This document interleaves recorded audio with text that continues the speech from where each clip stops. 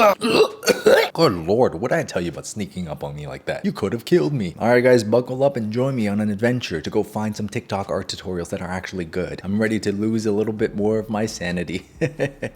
When you're drawing faces, you have to remember this trick. Start off by drawing a simple circle. Now draw a line down the middle of it. Now draw 2 horizontal lines so you know where to put the eyes. Then use 2 curved lines for the jawline. Add a line at the bottom of the circle for the nose. Now use 2 oval shapes for the ears and a simple V shape for the neck. These are simple guidelines that'll help you whenever you're drawing any sort of face. Okay, well to my surprise, that was actually not that bad. This is actually a really good way to begin your face drawing. And if you watched my face drawing tutorial, I do something very similar to this. So this is great. This is fantastic. 3 out of 10. What is an eye? Well, let's take a sphere and add an iris and pupil, which if you look at the side could fit 5 more times around the eyeball's circumference. Now you fold the upper and the lower eyelid over the eye like so, and just as a reference, here's the top view of how much it folds over. Now, as for the surrounding areas, we can break these down into the upper eye bag that forms a soft squishy pillow of sorts, and the lower slightly lesser flesh bit. Now, depending on your character, these can be very different. If the eyebrows are very large and in charge, or petite, or the nose having to be very wide, all these things manipulate the surrounding eye area by pushing and pulling on these fleshy parts. Oh, it's good. This is a great explanation for the eye. You've always got to remember that the eyes are balls. We all got these 2 little balls just spinning around in our head. I especially love that top-down view of the eyelid wrapping over the eyeball. You always got to remember that, man. That's a 10 out of 10. Great job. I'm so happy right now. If you want to make a portrait with a limited palette, one of the best choices to make would be taking 2 colors that are opposite to each other on the color wheel.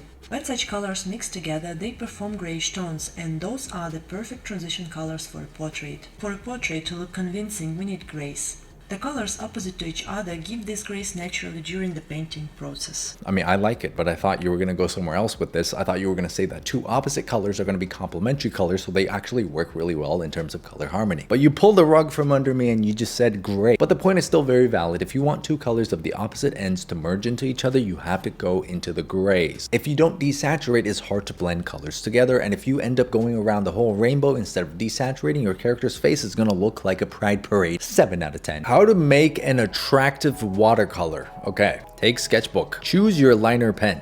Start to draw quickly forms. Okay, so the prerequisite is that you have to know how to draw first. Add some details. Use a good watercolor. What is a good water? Oh. Skip the precision. I like that. Oh.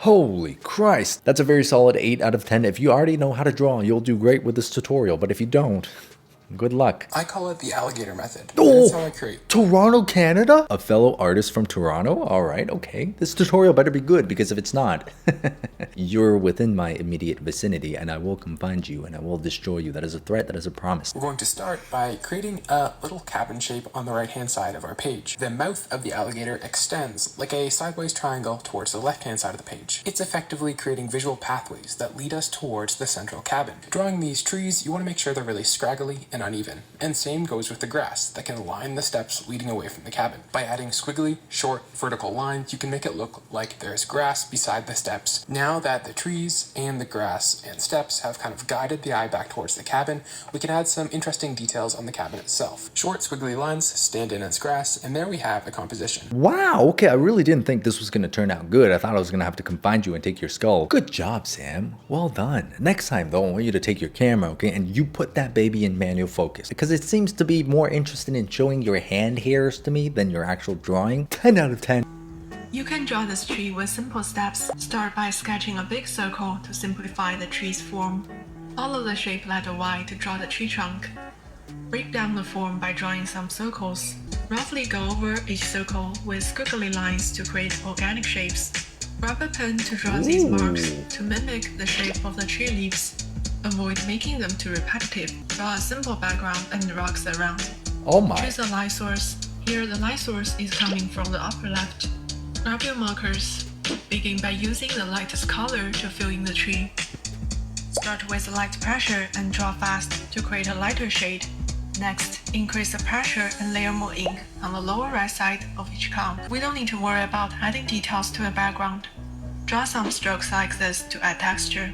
Use darker shade of green to add darker values to increase depth. Use a third shade of green to enhance the contrast between the light and dark values. Draw some diagonal strokes for the grass around. Now you have a nice tree. Bruh. Nice tree is an understatement. That is beautiful. Oh my god, it looks more tree-like than trees I see in real life. This is like the most tree-looking tree that I've ever treed. Would you give it a tree? Yeah, I'll tree it. 10 out of 10. God, that's amazing. You're making me want to get some markers. You're making me want to scratch my marker itch. Should I do it, guys? Should I be financially irresponsible and invest in markers? Simple things to draw when bored. Bored? Bored? God, the education system's failing us. What is that? What is that? It's looking a little bit sus. Oh, it's a ghost. Okay. All right. Happy Halloween. Simple ghost. 1 out of 10. Stay in school, kids. How I draw faces. That is beautiful. Okay. I want to see this process. Ooh. Oh my goodness. That is... Oh, wow. Oh, wow. That scratches a little artistic part of my brain. Art exercises for beginners. Let's see if the kids are being put on the right stuff. Drawing with and without guidelines. That's a nice drawing, but what are we doing here? Oh, and then you try to do it without guidelines? Okay, I see. All right. I love how the one you did without guidelines looks better than the one you did with guidelines. Now, is this exercise useful at all? Absolutely not. I'm just kidding. There is some use to this. If you're a beginner and you've just happened to find yourself constantly drawing with guidelines, trying to draw without the guidelines is a good way to test yourself on how much you remember. So it can be useful. That's a 7 out of 10 because you didn't explain why. No one ever says why on TikTok. Common drawing mistakes. Number 1. Feathering. I usually call this chicken scratching, but feathering sounds so much more distinguished. Instead, what do we do? What do we do instead? Long strokes, okay, good idea. Okay, start light, good idea. Plan out the line, yes. You want to try not to repeat the same stroke way too many times. Inconsistent shading, no gradients. Okay, what does this mean? Oh boy, stop. It's already dead. Stop it, stop it. Don't, oh Jesus. Separate shadow and light. That's a great idea. Boy, that is one good looking sphere, man. Wow, that is almost as good looking as your mom. Line's too dark. Looks cartoonish. Yeah, I see. Yep. It's funny because I literally said not to do this in our last face tutorial video. Instead, start light and thin. Yeah, that's always a good idea. Make shadow shapes. Fantastic. Yes. Gorgeous. So you know what I love about this video is that you don't just call out the mistakes, you actually provide solutions. And I can 100% agree with all of these, especially for beginners. This is really, really good advice. 10 out of 10. This is the easiest way to draw a face in a 3/4 perspective. First a circle as perfect as you can get it, and then a line, and then... Next. Hey, I know why. Your sketches suck. Sketch from this to this by adding line weights. But no, not like that. Like this. First, find your light source to determine where your light edges and where your shadows are. This eyebrow on the left, for example, is in shadow, so I'm going to use thicker and darker lines. Keep in mind the direction of the strokes. Tapering them off towards the light source will really make it look dynamic. So don't forget to practice your line weights. Jesus, that's a 20? Okay, someone's a beast. I think this is actually a great explanation on one of the ways that you can apply line weight. You know, when you're drawing a person, when there's a place where there's a lot of shadow, like for example, in the big old nostrils, you can get away with making that line really dark, whereas, you know, some of the other lines, like the silhouette of the face, you might want to keep a little bit lighter. Another place where you can also add heavier lines and thicker lines is in the places where you see lines intersect with each other. Usually in those intersection points, you can add a little blob of darkness. It makes the lines look really fluid, like they kind of blend into each other. It's actually really nice. But hey, 10 out of 10 for the bicep curls. Good job. You keep that up. This is how I draw hair. Ah, smart. Smart. Yeah, this is nice, but I mean, you're not really showing how it's actually done. So for those who are wondering how this is actually being done, you just take a really thin and sharp object and you essentially carve and scar the paper so that when your lead goes over the paper, it doesn't actually apply any darkness to the areas that you've carved out. Okay, so the carved lines appear thin and white. 2 out of 10. I hate it when people don't explain. What the